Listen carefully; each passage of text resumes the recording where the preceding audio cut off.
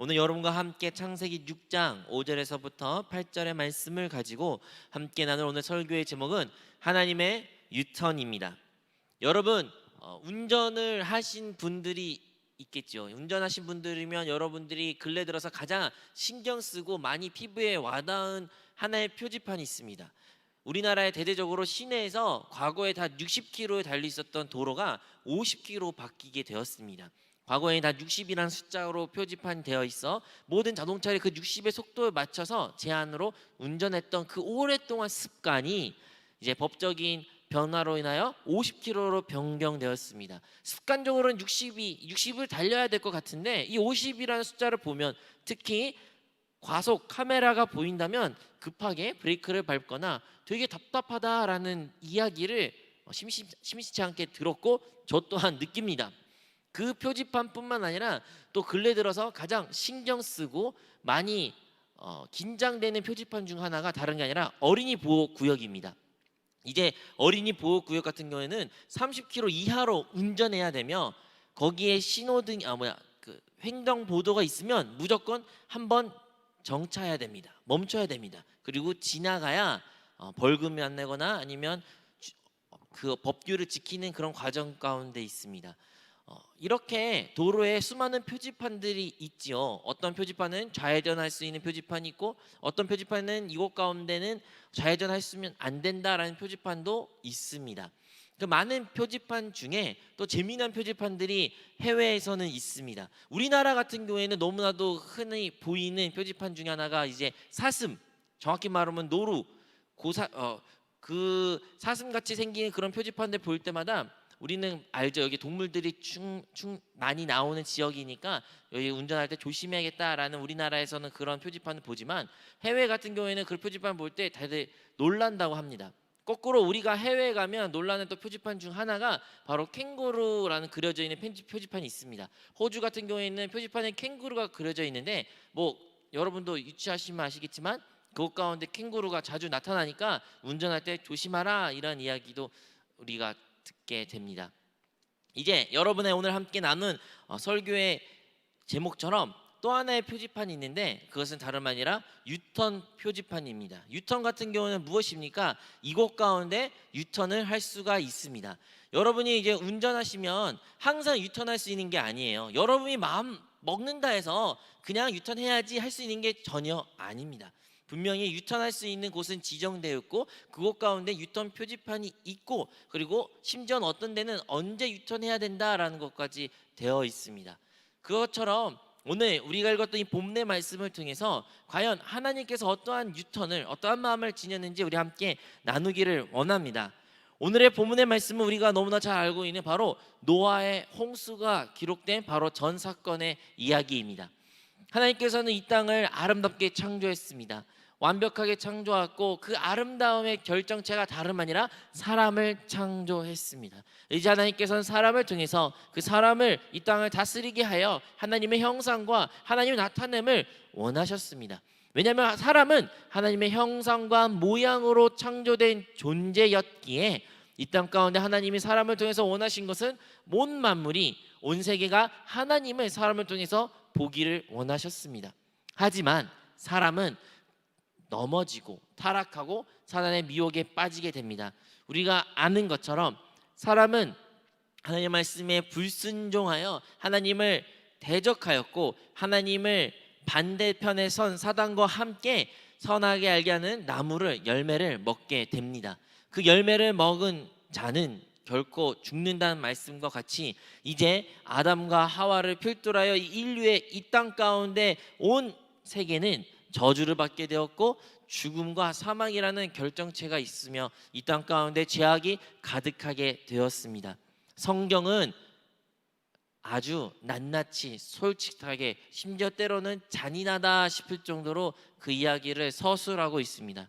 여러분이 창세기를 읽으셨습니까? 여러분이 혹시 교회 학교에서 들었던 창세기 이야기로만 그치셨다면 성경에 기록된 그 이야기는 그것보다 더 참혹하고 더 적나라며 더 우리의 죄성을 들춰 보여줍니다.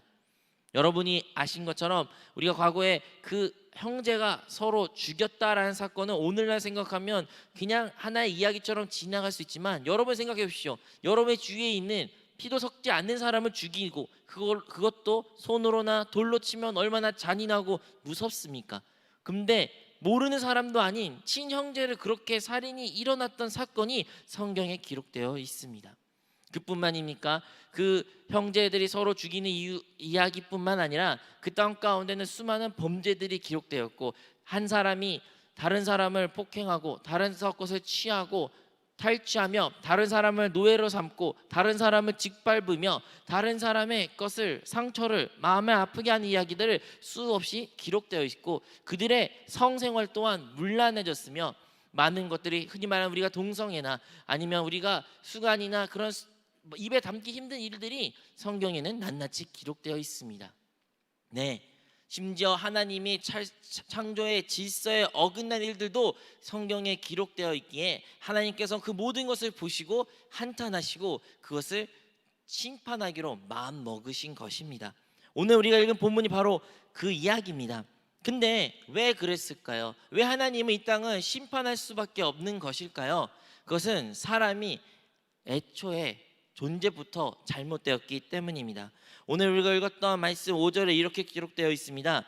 야훼께서 사람의 죄악에 세상의 가득함과 그의 마음으로 생각하는 모든 계획이 항상 악할 뿐임을 보시고, 사람의 상태는 어떠한 상태였습니까? 그 상태는 그의 마음이, 그의 생각한 그 모든 것, 계획한 것들이 악하다라고 하나님은 말씀하셨습니다. 여러분, 하나님 앞에 그 누구도 숨길 수도 없으며 하나님은 그 모든 것을 아신 분이시기에 하나님이 말씀하신 이 말은 참인 줄로 믿습니다. 그리고 그것이 그들의 생각과 마음으로 그친 것이 아니라 그들의 행동과 그 사회와 모든 삶의 곳곳에서 악행과 미움과 증오가 가득했던 것이 바로 노아가 살았던 시대입니다. 특히 사람들의 생각에 악함이 가득하다라는 말처럼 그들의 생각 가운데 악한 것으로만 가득했습니다. 여러분, 우리가 살고 있는 오늘날은 과연 다를까요? 우리가 살고 있는 날은 그때에 비하면 훨씬 더 발전되고 진보된 문명 가운데 우리가 살고 있다라고 말할 수 있지만, 과연 우리가 살고 있는 이 시대는, 오늘날 우리가 살고 있는 사회는 더 아름답고 사랑이 넘치며 서로를 배려해주고 모든 것이 화목한 그러한 천국 같은 곳일까요? 오늘날에도 수많은 뉴스를 통해서, 매체를 통해서 우리가 상상하기 어려운 일들이 일어나고 있습니다. 때로는 잔인한 이야기들이 너무 자주 일어나기에 그것조차 방송에 보도가 안 되고 많이 그냥 일어나고 있습니다. 또한 이 시대에도 과연 공의가 있습니까? 과연 의로움이 있습니까? 과연 다른 사람에 대한 사랑이 진정 있는 시대에 우리가 살고 있습니까? 우리의 가정은 과연 사랑으로 화목한 가정입니까? 내가 일하는 직장은 서로 배려와 다른 사람들의 존중과 다른 사람의 하나됨이 있는 그러한 직장과 사회생활하고 계십니까? 여러분의 학업은 무엇을 위한 학업입니까? 다른 사람은 짓밟고 다른 사람보다 더 강한 자리를 선점하기 위하여 있는 그러한 학업생활 가운데 있는 것입니까? 우리의 인간관계는, 사회생활은 무엇을 위한 것입니까? 사회는 어떠한 방향으로 가고 있습니까? 말합니다. 사람들의 이기심을 자극하여 결국에는 사회는 더 갈수록 진보한다고요. 하지만 우리가 느끼기엔 사회는 갈수록 진보한 것이 아니라 그 도덕성과 그 처참함의 인간성에 대한 것은 실망감으로만 가득합니다.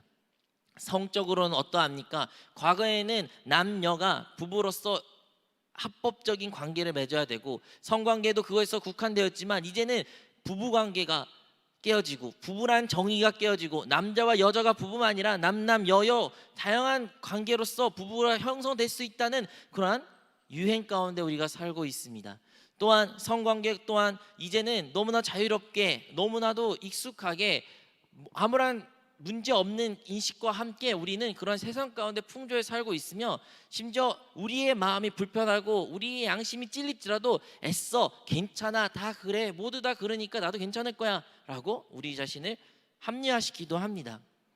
미디어나 매체나 모든 것들이 더 악한 쪽으로 갑니다. 동성애나 혹은 다른 사람들에 대한 관심보다는 그들과 미움과 질투와 시기가 그것을 정당화되는 시대에 우리가 살고 있습니다. 과연 우리의 생각은 선한 것으로 가득합니까? 다른 사람이 그렇다 쳐도 과연 나의 생각은 사랑으로 가득하고 다른 사람에게 배려와 가득하며 용서로 가득하고 다른 사람을 사랑으로 품을 수 있는 그런 자입니까? 우리 자신이 생각했을 때, 나의 오늘 하루를 보냈을 때, 한 주를 뒤돌아봤을 때 과연 나의 생각의 대부분 무엇으로 채워져 있나요? 우리의 생각은 그들과 다르지 않게 악함으로, 부정적으로 다른 사람들을 미워하고 시기하고 질투하고 불만과 불평하고 부정적으로 가득했던 우리의 모습이 있을 것입니다. 네, 우리의 생각도 노아 시대와 같이 하나님의 보시기에는 그 선하시고 전지전능하시고 아름다우시고 이 땅을 그 누구보다 사랑하신 그 하나님의 기준을 봤을 때는 우리의 생각 또한, 우리의 마음 또한 모든 계획이 항상 악할 뿐입니다.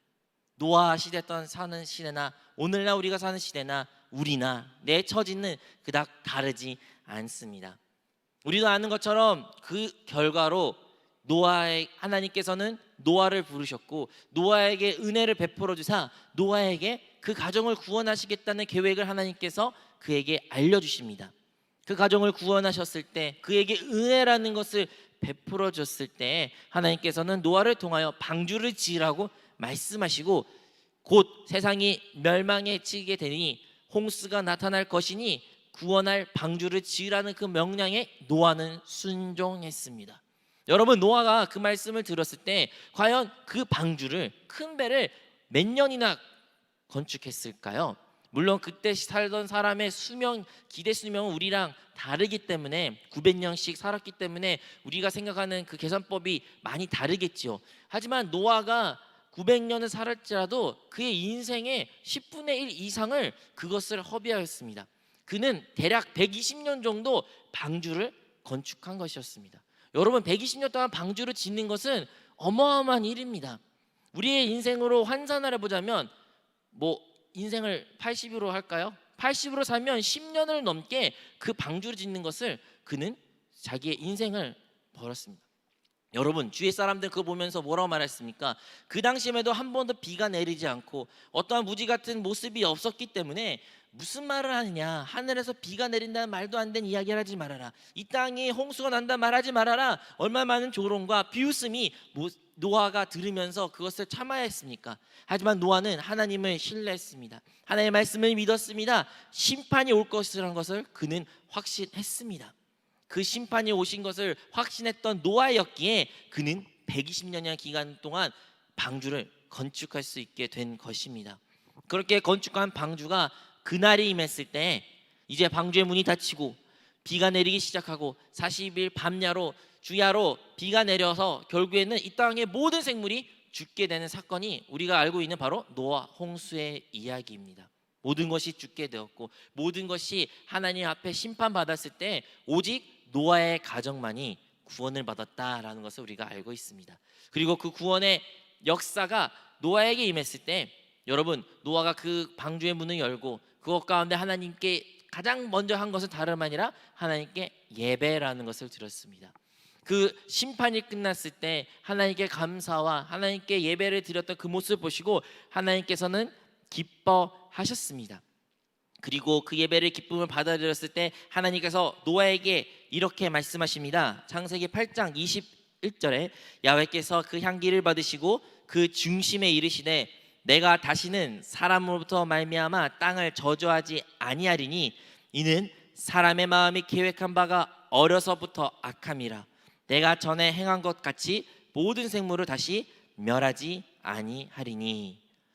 이제 하나님께서는 노아의 가장 깊은 그 중심권에서 말씀하십니다. 노아야, 이제 나는 다시는 이렇게 심판하지 않겠다. 근데 그 이유가 뭐예요? 왜 하나님은 이제 노아 이후에 다시는 홍수로 물로 심판하지 않다는 근거가 무엇입니까? 여러분, 근거는 다름 아니라 사람이 태생부터 생각한 것이 악하기 때문에 내가 심판하지 않겠다라고 말했어요. 여러분, 왜 심판받았죠? 왜 노아에 살던 사람들이 물로 심판받았습니까? 왜냐하면 그들의 마음이, 생각이 악하기 때문에 그들은 심판받았습니다. 하지만 도리어 심판을 내리시고 이제 노아를 선택하신 은혜를 베푸신 하나님께서는 그의 마음을 바꾸십니다. 어떻게 바꾸셨나요? 내가 이제 사람이 태생부터 악함을 내가 알기 때문에 이제 내가 다시는 물로써 심판하지 않겠다라고 말합니다.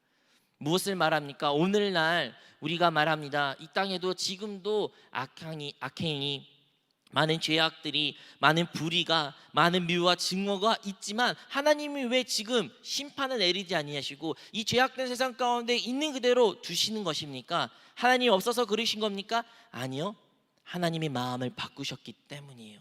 하나님의 전적으로 사람이 바뀌어 사람이 선해서 사람이 좋은 모습으로 변화되어서 하나님 심판을 보류하신 것이 아니라 전적으로 하나님이 그들의 상태를 은혜를 베푸사 이제는 하나님의 마음을 바꾸어 그들의 심판을 보류하시게 된 것을 우리는 기억해야 될 줄로 믿습니다. 그것이 바로 은혜입니다. 여러분, 우리가 무엇이 잘나서 우리가 무엇을 선한 일을 해서 내가 다른 사람보다 어떤 것보다 나아서 내가 하나님으로부터 지금 이렇게 서 있고 예배드릴 수 있는 것이 아니라 전적인 하나님의 은혜로 우리가 이 자리에 나왔다는 것을 우리는 기억해야 될 줄로 믿습니다.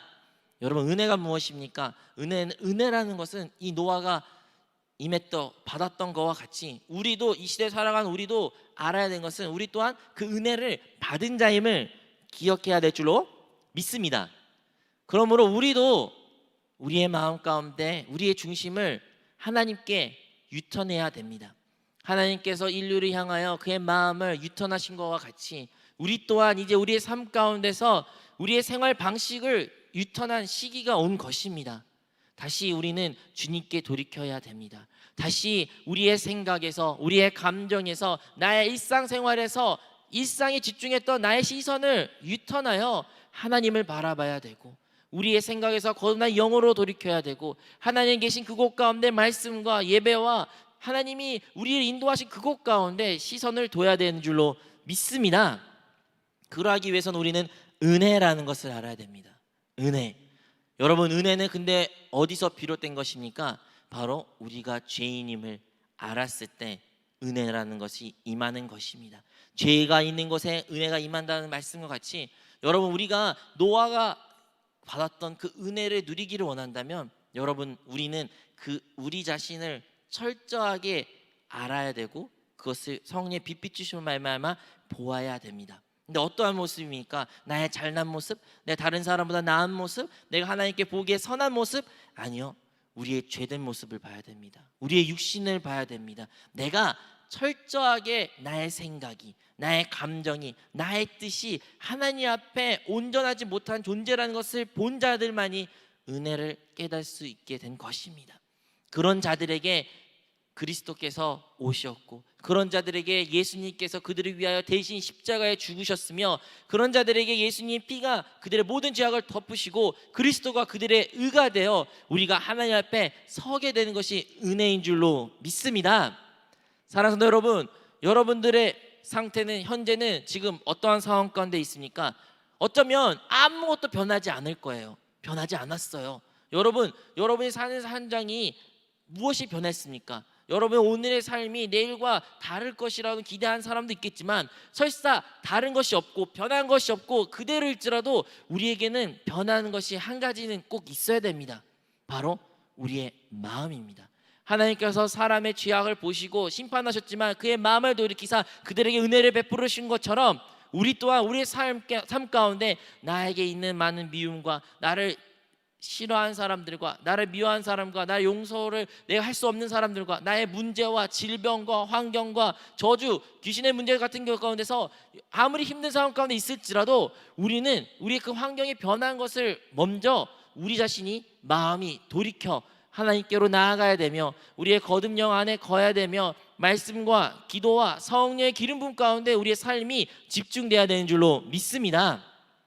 여러분, 오늘이 바로 그러한 유턴이 있는 그런 날이 되기를 원합니다. 아까 말했죠. 유턴이라는 것은 항상 할 수 있는 것이 아닙니다. 우리가 항상 하나님께로 돌이킬 수 있는 기간이 있는 것은 아닙니다. 여러분, 지금이 우리가 살고 있는 시대가 은혜의 시대요. 지금이야말로 우리가 하나님께 돌이킬 수 있는 시간이요, 하나님께 회개할 수 있는 기회입니다. 지금 아니면 다시는 없을 수 있습니다. 사랑하는 여러분, 우리가 그렇게 날마다 하루를 시작하면서 오늘, 내일, 혹시 매주 여러분 삶 가운데 그렇게 하나님께로 돌이키는 훈련을 하시기를 바랍니다. 여러분들이 생각에, 감정에, 여러분의 환경에 시선을 두면 둘수록 여러분은 어떠한 소망도 발견하지 못하게 될 것입니다. 하지만 우리가 우리의 시선을, 우리의 모든 것을 하나님께로, 우리의 거듭난 영으로 계신 성령께로 기름 부심에 따라 순종한 삶을 살게 된다면 여러분은 은혜라는 것을 체험하게 될 것이며 여러분 하나님께 감사가 나타나게 될 줄로 믿습니다. 여러분 말합니다. 항상 감사하세요. 항상 기뻐하세요. 하나님께 감사 예배를, 감사 기도를 드리세요라는 이야기를 여러분 익히 들었을 것입니다. 아니 감사할 것이 없는데, 내가 하나님께 기뻐할 것이 없는데 어떻게 감사하고 어떻게 기뻐합니까? 나의 문제가 해결되지 않았고 더 악화됐고 질병은 더 힘들고 몸은 더 아픈데 어떻게 내가 감사라는 것을 할 수 있습니까? 라고 고백할 수 있습니다. 네, 맞습니다. 여러분의 육신을 바라보면, 여러분의 환경을 바라보면, 여러분의 감정을 바라보면, 여러분의 재정 상태를, 능력을 바라본다면 네, 결코 감사할 것이 없을 수 있죠. 하지만 우리는 그런 것에 시선 두는 것이 아닌 지금까지 계속 이야기한 것처럼 우리의 거듭난 영으로 돌이키고 영 안에 계신 주님을 바라보며 주님 안에 거할 때, 그 영 안에 거할 때, 한 영을 이룰 때 우리는 하나님의 은혜라는 것을 보게 되며 그 구원에 대한 감사가 절로 나오게 될 줄로 믿습니다. 그 감사는 이 세상에 그 어떠한 것도 줄 수 없는 기쁨과 평강과 만족으로 우리를 휩싸일 것입니다. 하바국이라는 선지자가 이러한 고백을 합니다. 비록 무화과 나무가 무성하지 못하며 포도나무에 열매가 없으며 감람나무에 소출이 없으며 밭에 먹을 것이 없으며 우리의 양이 없으며 외양간에 소가 없을지라도 나는 야훼로 말미암아 즐거워하며 나의 구원의 하나님으로 말미암아 기뻐하리로다. 아멘. 어떠한 외부적인 환경을 바라봤을 때 감사할 것이 하나도 없던 그 하바국의 선지자의 고백에도 불구하고 그가 감사할 수 있는 것은 바로 야훼의 구원이 그에게 임했다는 말씀과 같이, 사랑하는 성도 여러분, 오늘도 우리가 우리의 마음을 유턴하여 하나님께로 영으로 돌이키게 된다면 우리는 그 구원을 허락하신 하나님을 볼 줄, 만날 수 있으며 그로 인해 하나님께 감사하고 기뻐할 수 있는 성도가 될 줄로 믿습니다. 우리 모두가 그러한 성도가 되기를 주님의 이름으로 축원드립니다.